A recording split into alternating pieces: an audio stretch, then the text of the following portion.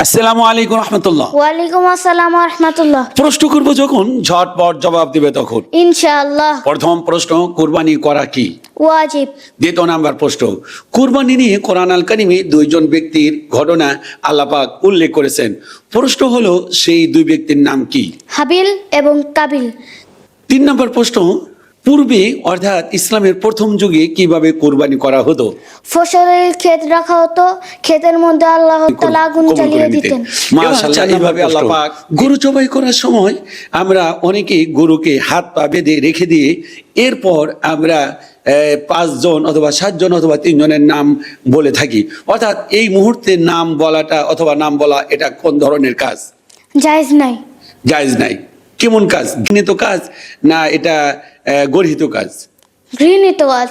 ঘৃণিত কাজ। তোমাকে ধন্যবাদ। 5 নম্বর প্রশ্ন, কুরবানির মাংস সাধারণত 3 বন্টন করা হয়ে থাকে।